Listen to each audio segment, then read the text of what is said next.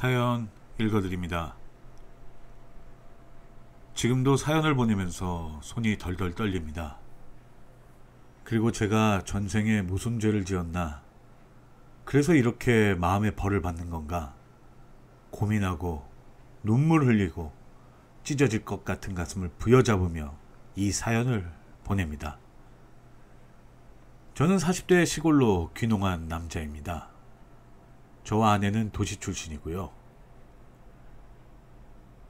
직장일도 힘들어지고 무엇보다 아내가 우울증에 걸려서 힘든 도시 생활보다 뭔가 한적한 곳을 찾게 되더라고요. 그래서 아내에게 어디 한적한 시골 마을에 가서 살고 싶다고 했더니 아내는 옛날에 지방에 사둔 땅이랑 집이랑 있잖아. 거기서 있으면 어때? 이러는 겁니다. 잊고 있었는데 부모님 고향 땅에 오래된 집이 있었거든요. 아내의 말에 바로 시골로 내려왔죠. 그래, 아무도 모르는 동네에 가서 마음 정리 좀 하고 살자 란 생각이었습니다. 부모님의 고향이었지만 저는 거의 간 적도 없고 부모님은 일찍이 돌아가셨고 부모님도 고향 떠나신 지 오래전이라 그곳에서 저를 아는 사람이 단 한 분도 안 계셨어요. 그래서 저 혼자 일단 시골에 내려왔죠. 아내와 아이는 일단 서울에서 살고 있었고요. 제가 와서 시골집을 좀 정비하고 있으니까 동네 어르신이 오셔서 이것저것 묻더군요. 그래서 친절하게 설명을 했습니다. 그랬더니 어르신들은 여기 청년회랑 마을 발전회가 있는데 언제 한번 들려요 이러더군요. 시골 정서를 들은 적이 있어서 저는 동네 어르신들이랑 청년회 분들에게 극진이 됐죠. 그 후로는 일사천리였습니다. 마을 사람으로 받아주니까 저를 도와서 마당을 꾸며주는 어르신도 계셨고 잡다한 일을 아름아름 소개시켜 주셔서 생활에 불편함이 없이 해주는 마을 분들도 계셨습니다.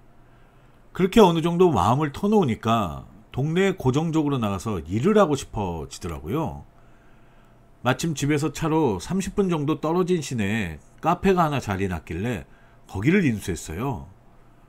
어릴 적 꿈이 카페 사장님이기도 했고 커피나 차를 좋아해서 돈보단 삶의 여유를 찾으려고 결정을 했습니다. 그리고 아내는 서울에 있는 걸 모두 정리한 채 시골로 내려와 저와 함께 전원 생활을 시작했습니다. 아들은 대학 기숙사로 들어갔고요. 처음에 아내가 굉장히 즐거워하더라고요. 카페에서 같이 일도 하고 가끔 드라이브도 가고 텃밭도 가꾸면서 지냈습니다. 아내의 우울증도 많이 사라진 것 같았고요. 매일매일이 저에겐 소중한 날들이었고 기쁨이었죠. 근데 꽃놀이도 하루 이틀이죠. 점점 무료했나 봐요. 저는 상관없는데 도시 생활에 익숙한 아내는 점점 활기를 잃어가고 짜증만 내는 거예요. 처음엔 달래도 보고 도심지로 나가서 친구도 만나보라고 했지만 아내의 기분은 도무지 풀릴 기분이 아니더군요.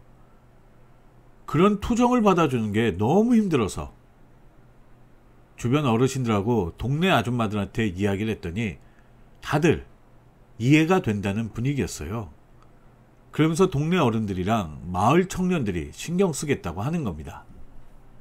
그래서 일을 마치고 와보면 아내는 어느새 청년의 형님들과 집 앞 텃밭을 가꾸고 요즘엔 인터넷으로 정원 가꾸기 이런 걸 보면서 공부도 하더라고요. 그 모습을 보면서 흐뭇했죠.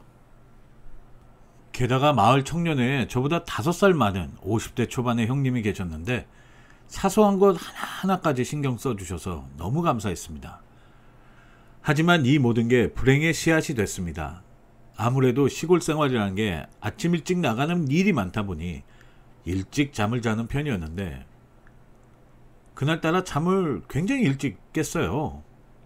대충 새벽 1시쯤 된 것 같더군요. 목이 말라 물을 마시고 방으로 돌아와 보니 아내가 없는 겁니다. 잠깐 마당에 나갔나 생각하고 다시 잠을 자려고 했습니다. 근데 뭔가 거실 쪽에 누가 왔다 갔다 하는 소리가 들리는 거예요. 뭔가 하고 불을 켜보니 아내가 현관문 앞에 서 있는 겁니다. 깜짝 놀라서 거기서 뭐해? 그랬죠. 그랬더니 잠이 안 와서 잠깐 나갔다 왔다는 겁니다. 처음엔 그러려니 했죠. 근데 잠옷이 좀 지저분하더군요. 아이, 뭘 묻히고 다니는 거야? 물었더니 아내는 깜짝 놀라면서 요 앞에 나갔다 오는데 나뭇잎이 묻었나 보네. 그러는 겁니다. 밤에 산책이나 다녀왔나 보다 이렇게 생각하곤 그 이후로 그 일은 잊고 지낼 정도로 바쁘게 살았습니다. 카페 일도 일이었지만 서울에서 지인들의 도움으로 다른 일도 벌이게 됐어요. 한 달에 며칠은 서울로 올라갔다 내려오기도 하고 귀농을 한 이후로 뭔가 일이 잘 풀려가더군요. 아무래도 몸도 마음도 안정이 돼서 그런가 보다 라고 생각을 했습니다. 그날은 서울에서 일이 늦게 끝나서 너무 피곤하더군요. 다음날 아침 일찍 내려갈까 하다가 그래도 잠은 집에서 자려고 새벽쯤에 시골집에 도착을 했습니다. 문을 열고 들어가니 아내는 자고 있더군요. 근데 주방에 누구랑 술을 마신 듯이 어지럽혀져 있고 낌새가 좀 이상한 겁니다. 도대체 누굴 데리고 와서 술을 마신 거야? 이런 생각이 들더군요. 제가 좀 깔끔을 떠는 성격인지라 아무리 피곤해도 술병이랑 안주 등은 치우고 자야 했거든요. 그래서 이것저것 치우는데 의자에 못 보던 휴대폰이 있는 거예요. 그래서 다음날 아침에 아내에게 휴대폰 이야기를 꺼냈더니 어제 마을 아주머니 몇 분이 오셔서 간단하게 맥주 한잔 했어? 이러는 겁니다. 아무래도 아줌마 한 분이 핸드폰을 놓고 간 것 같다며 자기가 핸드폰 돌려주겠다며 가져가더군요. 동네 사람 누가 칠칠치 못하게 핸드폰을 놓고 갔을까, 이 정도만 생각하고 잊어버렸는데 마침 길 가다가 동네 할머니를 만났어요. 근데 그분이 요즘 아내 소문이 안 좋아 이러는 겁니다. 그리고 제가 무슨 말씀이냐고 자꾸 여쭤보니 할머니는 노인회관에서 주워들었는데 제 아내가 동네 마을 청년하고 그렇고 그런 사이라는 겁니다. 얘기를 듣자마자 아내를 추궁할까 했지만 그래도 꾹 참았습니다. 제 눈으로 증거를 찾고 싶었으니까요. 그런데 드디어 그날이 왔습니다. 그날도 새벽쯤에 자는 척 하는데 아내가 어디론가 나가더군요. 자는 척 하다가 몰래 쫓아나가 봤습니다. 새벽 이슬 맞고 아내가 찾아간 곳은 논밭 근처에 있는 허름한 비닐하우스였습니다.